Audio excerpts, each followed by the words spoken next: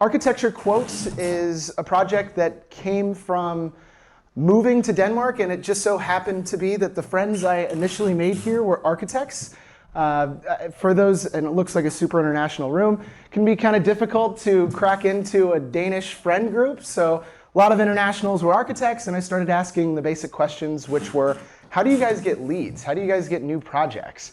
And the answer consistently was word of mouth. And I'm like, no industry works that way. Not in 2018, 2019, and beyond. So I'm building a lead aggregator for essentially a very old school industry. If anybody knows anybody that is either an architect or has some money that wants to throw in on a really cool prop tech company, holler at your boy. TaylorRyan.io is basically my website for public speaking. I'm going out to Lithuania in May. So yeah, I love getting out to events. I love doing this shit. I give away a lot of stuff for free. The whole concept is, I wish I had gotten more of that when I was going through kind of the toils and tribulations, or just the bad parts of kind of getting started. And I think that's why I dig this stuff so much, because I can see people making the connections when I do this. And then the last one is Clint Marketing. So Clint Marketing is basically the growth engine or marketing tech stacks in and of itself. So basically we build companies, whether it's a really small startup or a scale up or even a large organization. There's a lot of optimization that could go in there. I consider us the best growth hacking agency in Denmark because there are no other growth hacking agencies in Denmark. So that's a little growth hack in and of itself.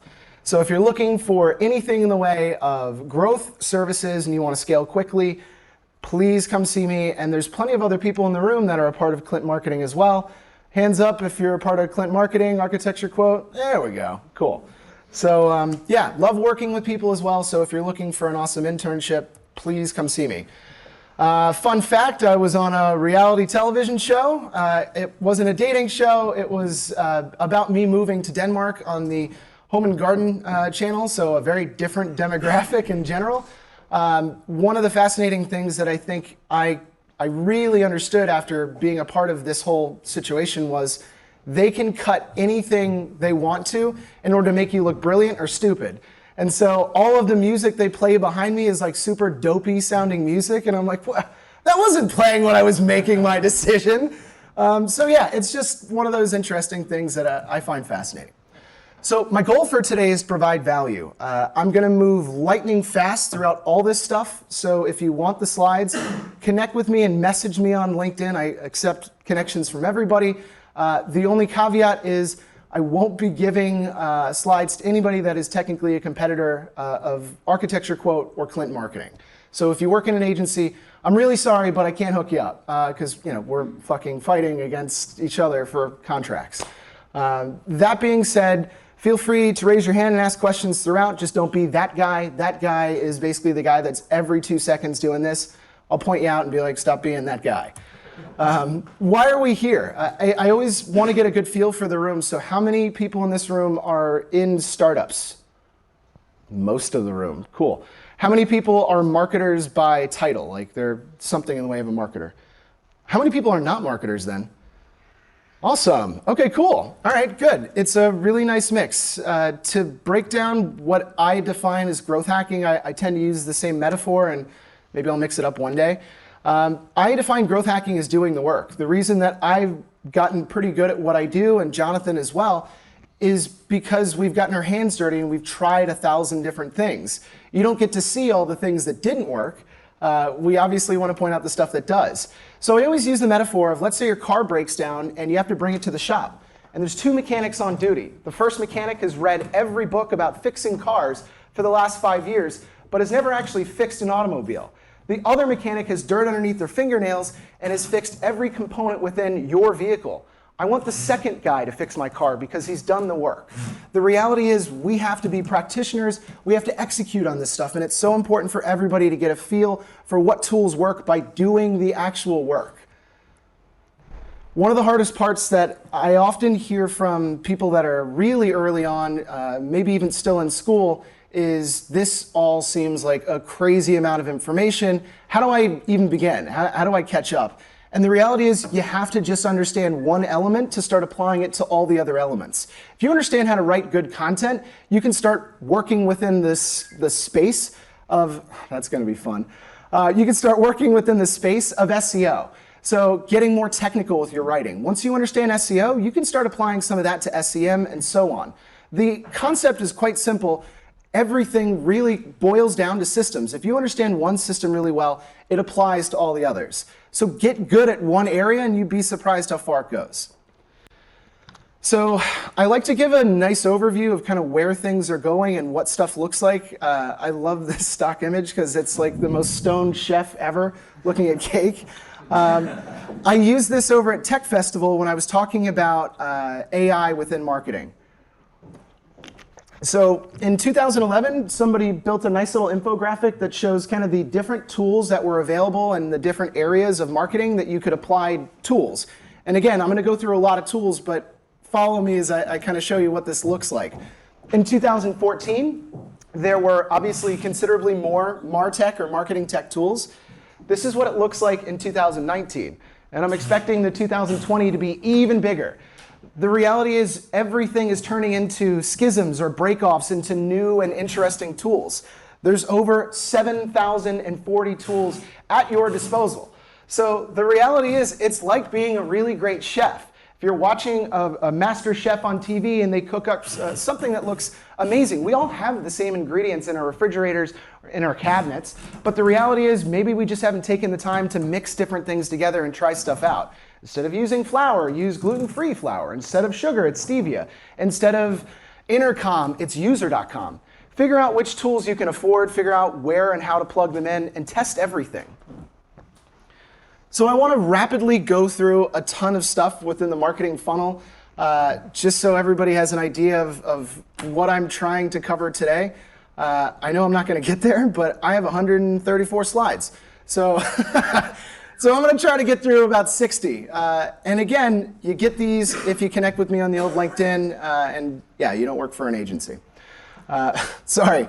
So yeah, I want to give people a feel for kind of what marketing is from the standpoint of the funnel, and go into different areas of the funnel and how we can plug in different tools. So this is a really simplistic view of the funnel, and I love the last stage on here because most marketers don't think of this stage, and I really want to go into it briefly. First stage is attract. How do I bring people to my website? How do I get them interested in my product or service? Second stage is converting. How do I take you, the visitor, the anonymous person that's interested maybe in a piece of content, and tricking them into giving their personal details away so that I might be able to later get them to slap down a credit card and say, yes, I will pay you for your product or service. That's why we're all here, is to try to find a way to get people to pay for our time, our product, our service, but ultimately what we've spent most of our waking hours away from our family and friends to do.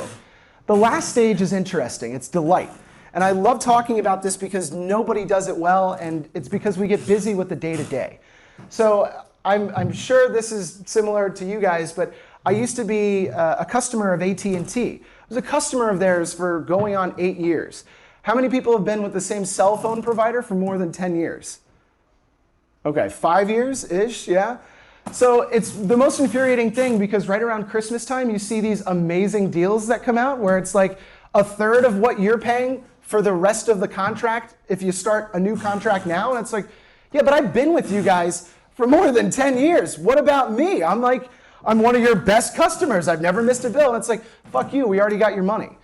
That's kind of weird. So the reality is, if you have customers that are really important to you, and maybe there's only 10, but they give you the lion's share of your income, then holy shit, we should be doing nice things for people. So how hard is it to handwrite a note and send it? Not hard, but there's also services that allow you to send the text to somebody. Somebody else, obviously in a low-wage place, is writing it with nice penmanship, hopefully, and sending it off for you. So you don't even have to actually write anything, but it's like, oh my God, that's so thoughtful. When I used to go to, and this is old school, when I used to go to job interviews, I would always send in the mail, snail mail, right, old school, a thank you note that was handwritten. And people would put it up in their cubicle because nobody sends them anything anymore. So this is just one of those little hacks that I think would be amazing if people actually decided to do something about it. You close a major deal, a contract, a bottle of champagne goes a long way. Loyalty programs, giving somebody a discount just because. You cut out 20% of my bill for this month. Why? Because I want to keep your business, because you're keeping me in business. Thanks. You'd be surprised how far that goes, and making sure that they're aware of it is huge. The reason that this all matters is because the number one reason that people leave these big, great opportunities that they've been paying into for years is because they believe nobody gives a shit anymore. I'm just a number on a spreadsheet. I don't matter. So I'm going to find somebody that thinks that I matter, and they're going to earn my business, and I'll leave you. This is called churn, and this is one of the worst things that can happen within any business model, especially SaaS, software as a service. So there's a lot of different ways to imagine the funnel. This is the paid funnel. You're looking at LinkedIn, Facebook, and Twitter. They all have boosting and retargeting campaigns. You have retargeting and remarketing campaigns within Google Ads, within YouTube, and then you also have remarketing campaigns all throughout every stage of the process. And if you're not actually hitting people either using the Facebook tracking pixel or using something in the way of Google's remarketing campaigns, you might be missing a lot of opportunities. And the reality is, we've all seen this in e-commerce, but a lot of SaaS companies are missing pretty much everything. This is what content looks like in a funnel. So down on the left side, you see different forms of content that hit people at different stages. One of the hardest things that I come into when I've worked with a lot of Danish companies is that they don't understand the top of the funnel needs to be almost for everybody. What's one piece of information or one guide or one really long listicle, which is a list as an article, that gets people excited or gets people going? Some of my favorite stuff whenever I go into a new industry is the best podcasts in blank. You better believe that's on Architecture Quote, and that's in every company I've worked for in Denmark. It's a threefold system. I get them onto my blog finding new podcasts, which is great. I reach out to all the podcasts and say, hey, I mentioned you in my blog. Need a guest? I'd love to promote myself. Great. And then the last little bit is that a lot of these podcasters are like, hey, why don't you check out these guys? I had them on my podcast. It's a multifold system, and it continues to work. So if you're in a unique industry and you haven't built a blog that is about the best podcasts in your industry, you're missing everything. It's an easy win across the board. This is another look at the marketing funnel. What I like about this is more of the conversion aspect on the bottom there. I'm not going to go deep into that one. This is how HubSpot imagines their marketing funnel. This was basically somebody that decided, I'm going to reimagine the marketing funnel and put a bunch of other shit around it and then call it new. It's nothing new, but this is what all growth hackers are talking about over the last 10 years. This is pirate metrics, R, which, hey, to each his own. But the important part is this is what happens kind of after people convert, and people went nuts over this. And the reality is there's a lot of different ways to reimagine what the funnel is, but it's only as good as the tools that you're using. And I want to go into some of the different tools that allow this to work and how we can go about kind of manufacturing this growth internally by using the right tools. And yeah, another look at another pirate metrics. All right, so I want to go into kind of the attraction stage. This is the very top of the funnel, and this is the stuff that I think everybody has the most difficult time with. The reality is there's so much that we can do, and the most important thing, especially if we're early on, I saw a lot of hands go up for startups, is driving traffic. We have to get people to our website to potentially convert them. I love that GIF from Happy Gilmore. It's a happy place. So yeah, guides, articles, white papers, podcasts, checklists, videos, all of this stuff brings users to your site. One of the things that I've been getting crazy into is TikTok. I know it's for fucking kids. I get that. The reality is people are actually starting to use this platform in a really profound way. It's enough time, that 1 minute max, to give something to people that they're regularly coming back for. A lot of the best drop shippers / growth hackers that I've seen are on TikTok. And so I've been developing a ton of content for it. I think we shot, 30 videos the other day? So yeah, it's coming. And I think it's great to try these different things out. I genuinely believe that not enough people are creating video. And honestly, so long as it's quick and it kind of hits all the right channels, you're going to find success eventually. Some of the stuff that I've always battled with in terms of leadership at the companies I worked for was using GIFs or something in the way of pop culture imagery to explain something. The reality is I wrote an article about corporate innovation and included Elon Musk smoking a blunt. Now, it was in context, but my CEO pulled me off to the side and said, do you really think this is appropriate? And my answer was, fuck yeah, it is. Right? The reality is people are people. They want to be entertained. They want to be engaged. I want to find interesting ways to make people think. And the reality is nobody's reading your mile-long paragraphs. If you look at the way that SEO is reacting to a lot of these mile-long paragraphs, you would never keep 5 lines in a row ever again. We all skim everything. When we see paragraphs, what we do is read the first half of the first sentence and the last half of the last sentence. And if we decide that either of those are interesting, we'll read the middle. Otherwise, we don't read this shit. So the reality is we have to break things up. And we have to add something to keep it interesting because we're all ADHD like some shit. It's just how we are. And we're manufactured that way. One of my favorite ways to explain what good content looks like is Jonah Berger's Steps to Virality. I think if we were to look at this top of funnel content in Jonah Berger's kind of mindset, we could start crafting some really amazing stuff. So I'm going to break it down. Social currency. So an example of social currency is I fucking love science or This Week in Science. They basically put out stuff because it hits our internal, I guess, inadequacy or inferiority complex, which is we want people to think that we are smart or we look cool. That's why everybody's massively depressed these days, is you look on Instagram and everybody's got their highlight reel out there and it's like, this person gets to travel all the time. And it's like, yeah, you don't get to see them working at the gas station, but the reality is that's life. So if we're sharing things that make us sound smart and look cool, it works. Think about your content that way. Triggers is an interesting one. It's not really the hashtag triggered type of trigger. It's more of the things that we all realize as soon as we see it and it resonates with us. So this is one of those captcha things, and the car is just bordering over the line, and then you start sweating. You're like, oh, should I include this one in that? Emotion is really interesting. So if you've watched any of the Super Bowl ads within the last 5 years, everybody's focused on emotion. Every car ad is no longer built tough. It has all these features. It's how amazing would you feel inside of this car protecting your family? And it's like, what? You're selling an automobile, but that's how these people are using content in order to attract and keep people remembering them. Public is a fascinating one. It has to be stuff that we're all aware of and stuff that we all have something in the way of a relationship with. This is one that we can all relate to in Denmark. How was your summer? I live in Denmark. Oh, you know? These are things that we all have some type of commonality with, and that can work in super small local markets as well as internationally. The last one is, well, second to last one is practical value. This is where I live. If you give away some of your best stuff, you'll find that it actually gets people to remember you and come back looking for more. And I can't wait to see Jonathan's stuff because this is what Jonathan tapped into, is what is the least amount that I can give you that is essentially an element of my product or service that people will remember and be thankful for and then come back for more.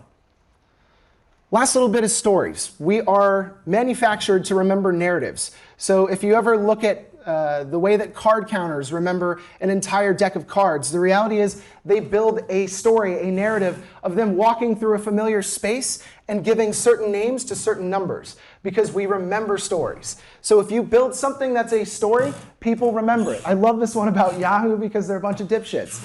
But it's a story that I remember and I'm like, these guys suck at innovation. The reality is these are the things that we all resonate with. So let's get into some of the tools.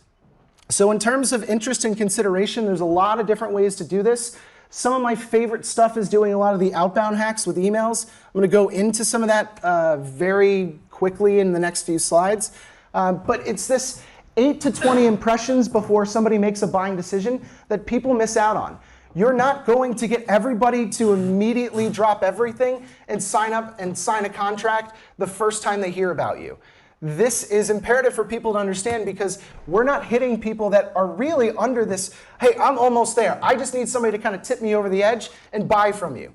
And the reality is we're doing nothing to keep these people in our funnel. And I'm going to show a couple of different examples of that.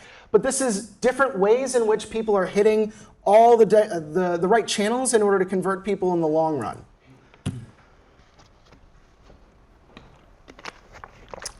So paid is one of my favorite areas because I think there's so many unique ways to continue to work. I have a feeling that SEO in the future will start to resemble a lot of the different paid channels.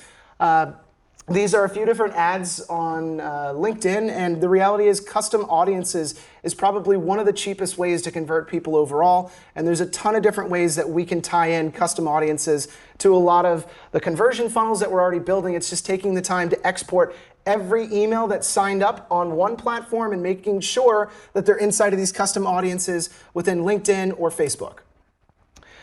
So consideration, ideal customer profiles is one of the hardest things that I constantly battle with. So one of the last companies I was at, Valuer.ai, the people that signed the contracts were CEOs. So the reality was we thought we needed to target all the CEOs within all the Fortune 500 companies of Europe and the Americas. The problem was CEOs were too busy. They didn't read the emails. They didn't look at any of the ads that we were actually trying to target them for. But here's who actually does. It's middle management. It's somebody that's somewhere in the middle of the organization that passes it up and then passes it up and passes it up again. Who are the people that are going to be your cheerleaders inside of the organization and go, you got to look at these guys. This is an amazing product or service. Check out their guide I just downloaded on LinkedIn or off of their website. That's the stuff that works. And so we need to think about the way that we set up our target audiences and test, because I think ultimately this is where the surprises and also the best learning curve stuff comes out of. So here's how I always build out all of my campaigns within paid channels. I break down different areas of what I think would be the reason that somebody would buy. So the top one is a vertical or industry related. I use a lot of that Jonah Berger stuff to relate to people that are in that industry. What is something that they all deal with on a regular basis that might be humorous, might just be part of the reality of the job, who knows? This is one of the best ways to actually get people to convert, is stipulate what their biggest problem is and the benefit that you have within your product or service that actually makes their lives better. Whenever I sell with a SaaS solution, it is, how do I reduce headaches? How do I save money? How do I reduce time? And pain points is always going to be an area that we have to play in. Competitors are interesting. I think a lot of the Danes clutch their pearls when they're like, you can't talk shit about your competitors. It's like, it's not talking shit, it's just being honest. They're not as good as you. So build an ad about that and see what happens. And I think you'd be surprised that stuff actually works. A lot of buyer guides do really well. We've been breaking down a lot of, I think it's 100 of the fastest growing SaaS startups via this Lotka list.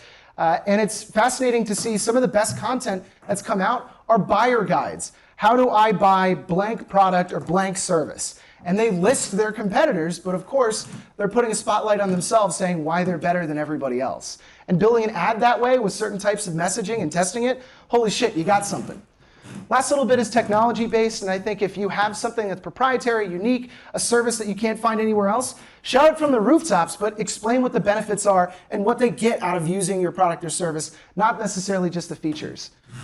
So this is an interesting one because I honestly, I don't know if you're going into the webinar thing. Are you going to?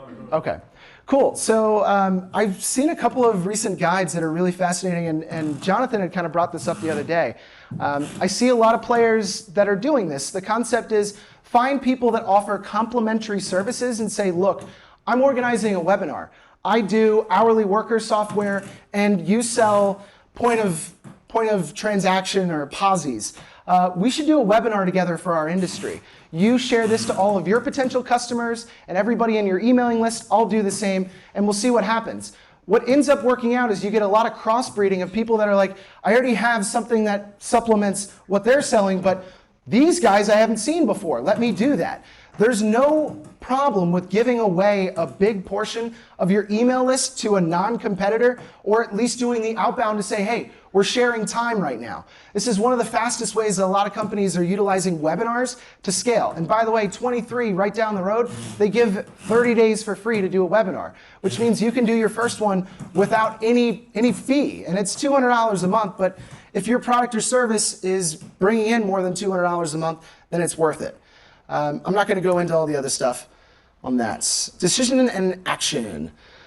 Decision and action are realistically the difference between a business that sticks around and one that doesn't. I got in trouble and a cease and desist letter from a previous employer when I showed a screenshot of their form, so I didn't do that this time. The reality is we can't have mile-long forms. People are inherently lazy and don't want to fill out long forms.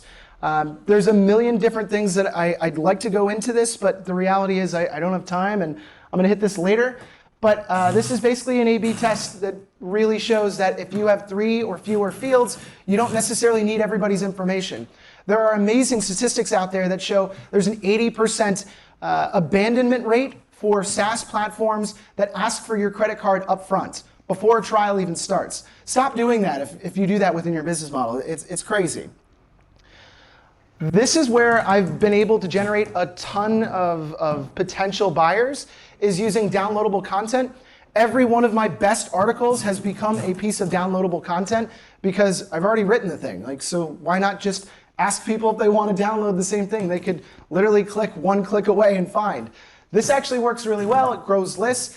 And there's an example of that that's going to come up when Jonathan kind of goes through his stuff, which is downloadable stuff. You get your email into my form, and you get whatever I'm offering as part of my service for free. So all of these are broken down into a bunch of different tools. So lead ads, I think, are my favorites. I've done a fair amount of SEM consulting over, the span of, I'm getting old, 6 or 7 years, and I've always found that lead ads convert the best. Everybody has their own feeling and perspective on that. The reason I believe that lead ads convert the best on Facebook and LinkedIn is because most people have really bad landing pages. And it takes too long for them to load. And the reality is, if your load time on mobile is 13 seconds, I'm gone. I'm out. So these are actually working pretty well for me. In terms of converting on top of video, I think this is a fantastic thing that nobody's really spending at scale time doing. Alpha Voice is my buddy Brian's old company. 23 does this as well. Bright Cove is one of the newer players on the market, and Wistia has been around for ages. These are some really amazing tools when it comes to conversion forms. If you are not technical and don't want to build your own JavaScript form or don't want to try to build something in the way of an exit pop-up, these are out-of-the-box solutions that are there for you. Convertful has been a godsend for us because it's something that we put at the top and bottom of every single blog post to give people a chance to essentially just download the exact blog post they're currently looking at. I'm not a huge fan of Unbounce anymore. I'm going to remove that. MailChimp has become kind of this crazy, phenomenal thing. Don't use it for outbound marketing at scale. And landing pages, honestly, if you're really bootstrapped, these are opportunities for you. But if you're trying to grow a company, don't build something on Wix. I had a potential client that runs a SaaS platform that has built everything on Wix, and that's made for like wedding photographers. Stop doing that. So these are the statistics that I love explaining why we need a shorter form. Reducing the number of form fields to 10 or under increases conversions by 120%. Reducing the number of form fields to 4 or under increases conversions by 160%. What is the least amount of information that I need from somebody in order to at least give them something in the way of value and hopefully get them into my funnel later or get them into a conversion later? This is kind of next level stuff that only a handful of companies in Denmark are doing. I know that Pleo started doing it. I implemented it over at my last company, Valuer. It is using Clearbit, which is basically a data enrichment API to autofill all the fields. I realize that Chrome does that for a lot of us, but if you put in your email address, it runs through its extensive database and matches up your first name and last name based on what it's crawled out of either LinkedIn or a number of other databases. Last little bit is just making it easy in terms of forms. If you have a single form field starting, it's a foot in the door technique. Once somebody starts your form, they're less likely less likely to churn, more likely to complete. Let me just keep moving. Converting customers, I kind of already did this, so I want to skip past that. I'll go with this for a little bit. So this is what a conversion form looks like at the bottom of every blog post. If somebody's really happy and wants more out of your content, they're willing to convert. One of the biggest things that I think we often miss out on is converting people that have spent a ton of time on site. If you go into analytics, you can actually see how long people are spending on your articles. If you have an article that the average time is over 5 minutes, you need to make sure that you're throwing a pop-up in there somewhere around the 4-minute mark, because there's something in there that's valuable enough that they're engaged and they like to use it. So what does that look like? That's either convertful, that you can set the exact time when somebody actually gets a pop-up, or we can do Hello Bar, which is free. Hello Bar has a lot of these super obnoxious exit pop-ups. My dad signs up for every fucking exit pop-up he's ever seen. I don't understand why, but he's like, well, I can't close it. I'm like, Dad, X, right in the far right. It's just one of those things. And if there is a message that is somewhat kitschy, cute, fun, playful, I think you stand to have a major opportunity there in closing them. One of the biggest things that I think we often miss out on that you see really heavily in kind of the November Black Friday stuff is the messaging that really plays with our minds. This is one of my favorites. Not ready to sign up today? Enter your email, we'll send you a surprise. I was like, well, is it a good surprise? So I actually put it in. I was like, all right, fuck it. It was one of those things. I didn't think this was actually going to work on me, but I found myself filling in this stuff.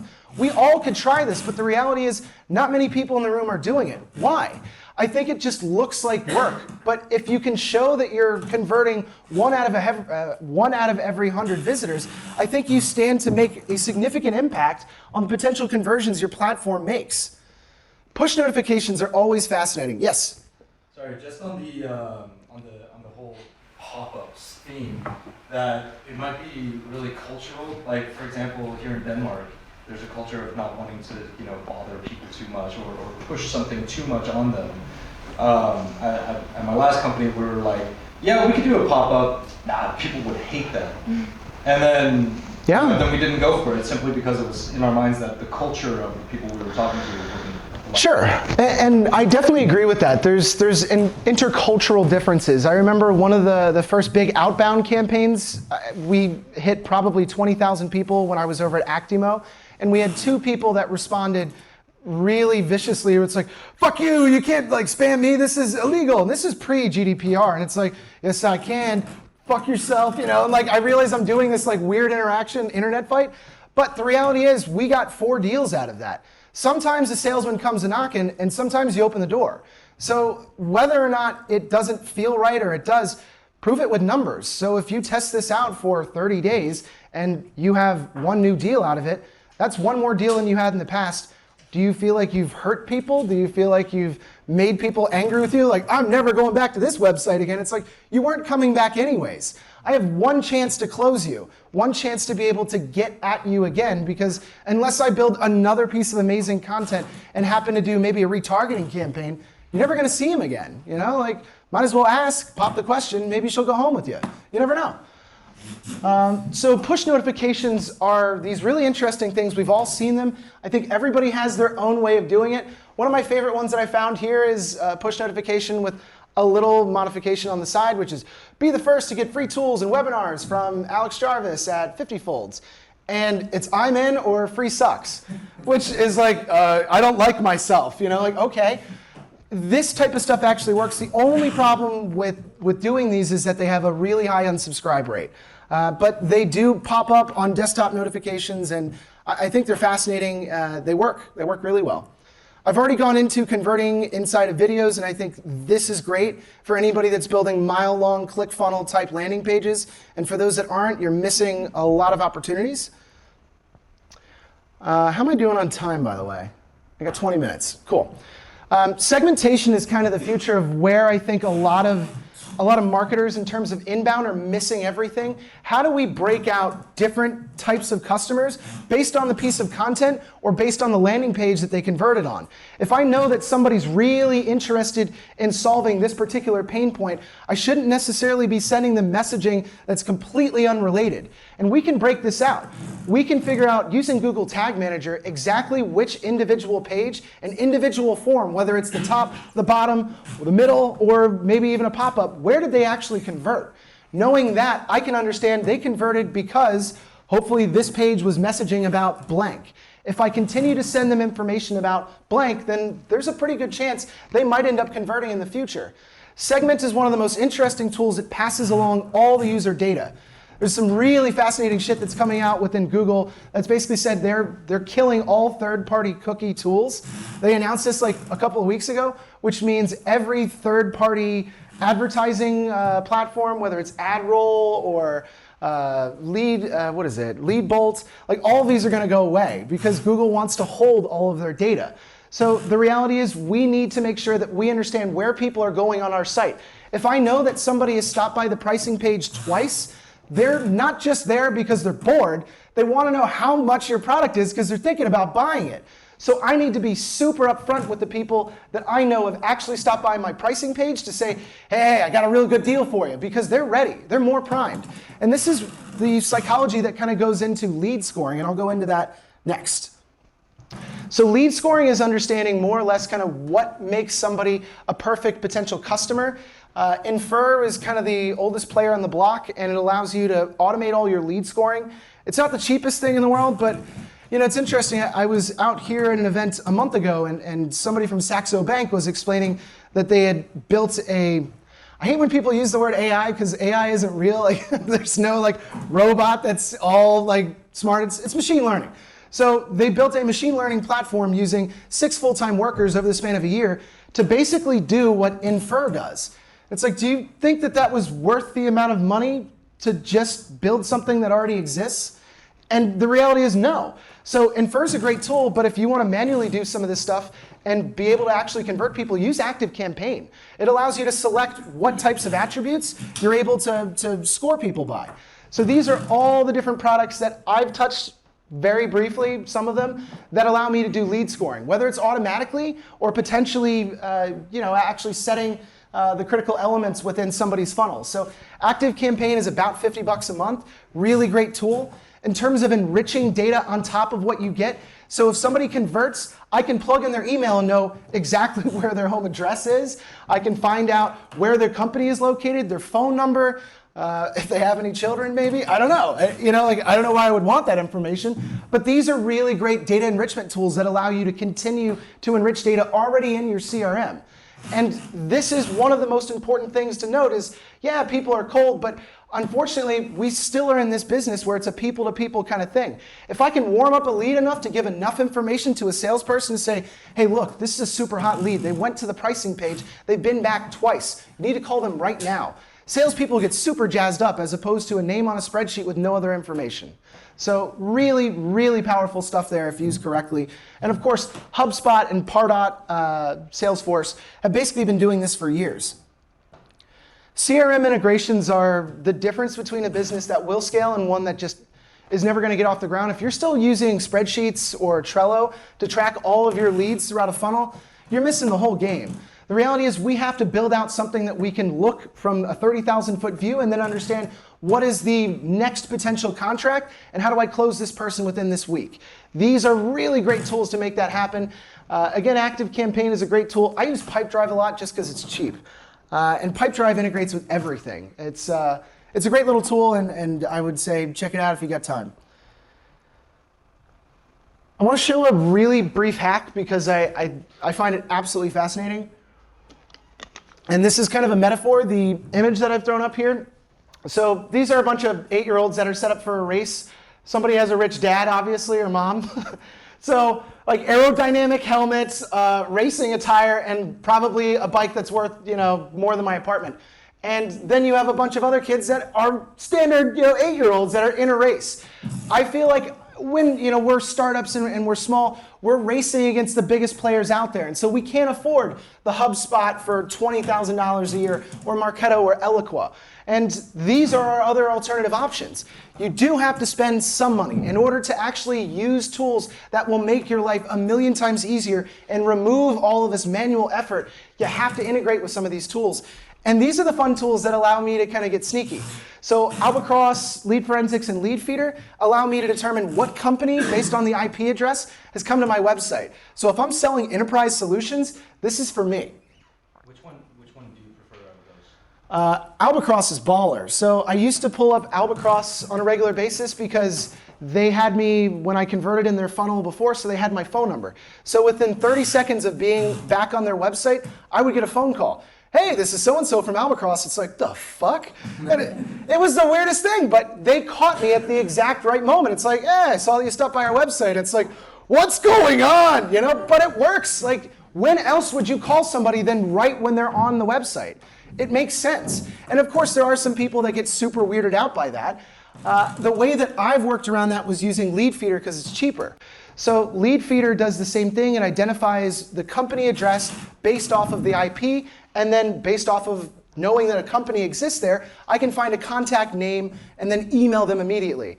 And so one of the fascinating things that I used to do over at Valuer and a few other companies was send out emails automatically and then also try to get my sales team to call.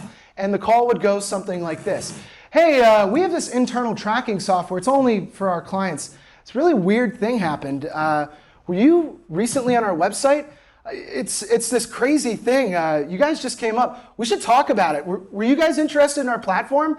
And then you're in a more natural conversation, like, there's a bug in the IT department, but hey, while I got you, like, let's do something. You got a credit card on you? Well, I'll get you signed up right now.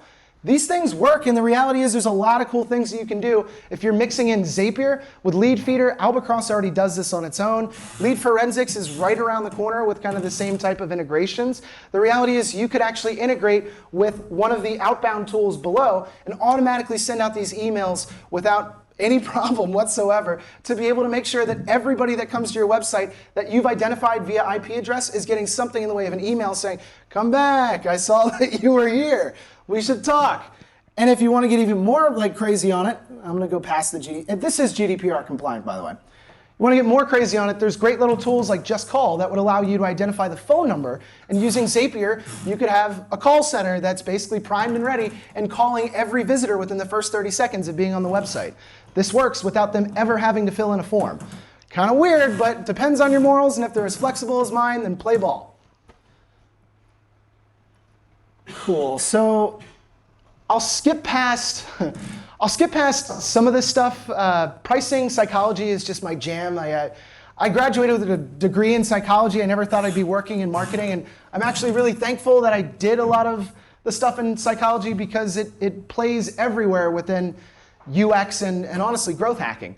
So this is one of the only tools that I've ever found that charges for a trial. This is Ahrefs. I use Ahrefs probably 10 times a day. The reason that they can charge for a trial is because the tool's that good. If you have a tool that's that good, I probably should have heard of you, but the reality is you can do crazy stuff like this. But here's one of my favorite slides that I often show potential clients, and I honestly wish I had when I was at some of the SaaS startups that I was a part of. So this is 9 different companies. They're all SaaS, software as a service, business to business. But these are the conversions that happen over a total of over 170 days. So each dot is basically a conversion. You can see where people are converting off of the 7-day trial. You can see the 30-day trial. You can see after somewhere in the round of 60 days. But this is kind of where most trials end, is like 30, 14 days, 7 days, and sometimes even shorter than that. Here's the crux of everything. Regardless of the model, 80% of SaaS customers convert by an average of 40 days. If you're not continuing to pepper in, hey, we haven't heard from you, I know that your trial ended, but we should talk again. If you're not continuing to keep these people in the loop, you're missing everything. You're leaving all the money on the table, not just some. And the reality is people get worried that they're pestering people. Fuck that. You're never going to meet these people. Send them enough things until they beg you to stop. And I mean, why is that weird? I don't know why that's weird. People are like, oh my goodness.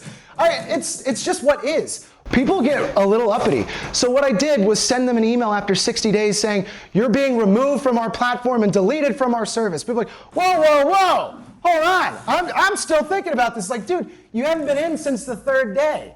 Like, why do you care? But we had this huge influx of people responding going, don't delete me, I was thinking about it. It's like, it's 60 days later, you weren't thinking about shit. But those were the people that actually converted after 60 days. How many of us are missing that chance and not sending people down this funnel of 60 days, 90 days, 170 days? Some people convert way down the road because he caught them at the wrong time. They got problems at home. The car didn't start the one morning they were supposed to do the demo. And then he hit them 4 months later and they're like, oh yeah, no, I totally know you guys and let's do it. Anybody that's done sales in here knows that sometimes contracts just come out of the blue. And this is the difference between staying in business and not. Couple of quick things on pricing psychology.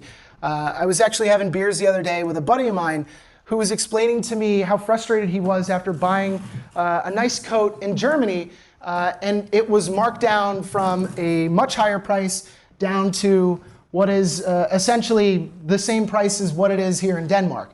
It's just in Germany they use pricing psychology, and so he was like, this is a hell of a deal. It's on sale and it's marked down, and I guess I should buy it, as opposed to that's the price. When I send out proposals, I always cross out the biggest number, make the pricing a much smaller number, and say, hey, regularly it was $1 zillion, but for you, because you're great, it's 40 bucks. It's on sale, today only. All of a sudden, people are like, okay, well, I'm getting a deal. Everybody loves deals. And if we're not using these different psychology principles in the way that we set up our pricing, we might be leaving a ton of money on the table. Instead of adding a comma in, making the price seem longer, reduce it by keeping it short. Right? Instead of making a price gigantic, that's a big amount of money because the font's really big. Super small, $49. It works. You'd be surprised how well it works. And we can use tools like Google Optimize to A/B test. There are so many great tools that allow us to A/B test the pricing page, yet nobody wants to spend the time to do it because we're busy with other shit. This is the stuff that matters. This is the stuff that means conversions, not by tricking people, but by using our psychology to get them to actually do something that will help them in the long run. Now, if you're selling them a bad product or service, that's on you. But I genuinely believe with most of the companies, half of the companies I've worked for, that I am delivering a good product or service, and I just need them to understand that it is beneficial to them. And so if I can change some of the structure to get more conversions, then why not? Last little bit is super interesting, and I just want to cover it real quick. I got 7 minutes.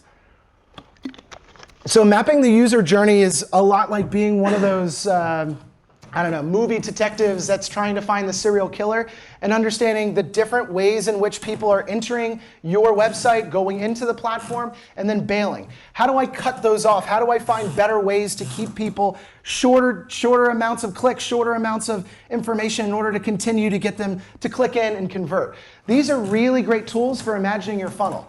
If I try to do a funnel exercise by like email and going over it with people, I lose them every time. But if I use something like Funnelytics or Glyphy to draw out the funnel, first step, enter the website. Second step, fill out the form. Third step, introduction email. Fourth step, the demo email, and then so on. If I'm building that out visually, holy shit, I can actually start saying, there's way too many steps in here. I didn't need to ask them for this immediately. And by the way, why are we asking them to do something that's totally irrelevant once they get inside of the product? These tools allow us to visualize, and we are inherently visual people. This is what Valuer's funnel looks like. That's way too many steps. And this was a problem. And this is something that I think if we visualized our funnel together, we could spend hours doing this. But there's no reason that I need this many steps in order to get somebody to go, yes, I want your product or service. And if you take half an hour to build this out, I think a lot of the learnings that come from this will be something that you really can't duplicate across any efforts. These are fun. So I keep going back and forth, and this is one of the things that I think everybody misses, which is how do I engage with inbound people? The industry leader for a long time was Intercom. These asshats, they have doubled their price. I don't know if you've seen any of the stuff in groups, but people are outraged because they were expensive to begin with. $300, $400 for a mailing list of like 5,000 users inside. It's doubled. And the thing is, they're raking in the money because people are like, I can't afford to use something else. I can't afford to migrate off of this platform. But user.com is relatively inexpensive compared to them. Customer.io has been around for ages and they're not wildly expensive either. But people get used to a service. I think Drift is one of the more fascinating ones that's come onto the scene and is really quite amazing.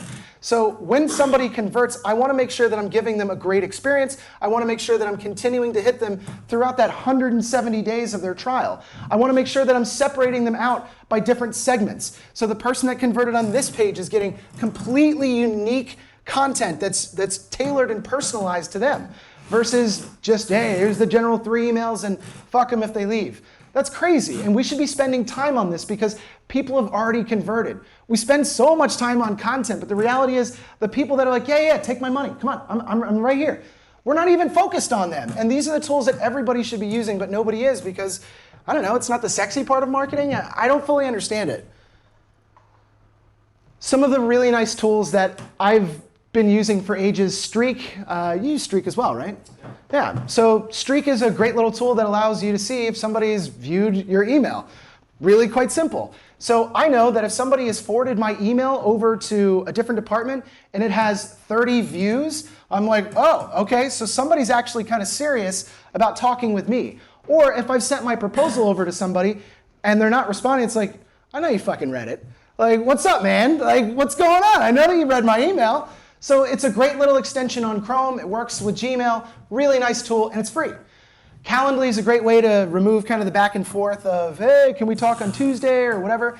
My goal is to make sure that for sales folks, I remove all the manual processes up until 5 minutes before they're supposed to give a demo or hard sell the shit out of the next customer. There's no reason that salespeople need to go back and forth and, hey, what are you doing on Tuesday? This should be automated using automatic tools like Calendly that allow people to integrate with their own calendars. Last little stuff that I'll get into is Lemlist. So one of the clients I've been working with is battling through Lemlist, and I really think it's one of the better tools that's come out as of recent. It's only about a couple years old. They're adding merge fields over top of images, so trying something like this is actually quite useful. So people see this, they're like, oh my god, that's like so creative. You put my name over like a message with you, and they're like, yeah, I totally want to grab coffee. It's like, no, dude, it's a merge field. Like, it's you and everybody else that's on my mailing list. But people love the element of personalization because nobody's doing it. Whenever I put an email with what looks like a play button, people are like, well, that's clever. They put a video in their email. You can't do that. It's not possible. So this is a picture that links to either my landing page, which closes them, or my YouTube video. And it works. It works really well. These get more clicks than anything else within my email. Be clever. God, so like this is a picture that I get probably once every 3 months, and it's the same template that every salesperson stumbles into, which is basically, hey, I haven't heard from you in a while. Maybe it's because 1, you're not interested in my product or service and would like to unsubscribe. 2, you've been busy but are interested and want to talk. Or 3, you're being chased by a hippo and you want me to call for help. It was cool and kind of kitschy the first time I saw it, and then like after the 10th time, I'm like, seriously? You couldn't find one more creative thing? Like it's I don't know, it's lazy. One of the more fascinating things that we've seen doing a ton of outbound. So I firmly believe that because GDPR has scared a lot of people away, nobody wants to send emails to anybody anymore in terms of like purely untouched. And this is GDPR compliant so long as you say where you're from, list the company, give them an unsubscribe.